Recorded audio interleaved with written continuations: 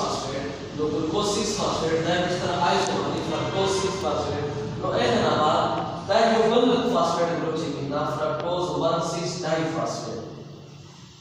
glucose 1 6 diphosphate awan में तरफ carbon number 6 बंदे होते हैं double के तीन अच्छे के repeat होना क्लास होता phosphate group chikinda tapa carbon number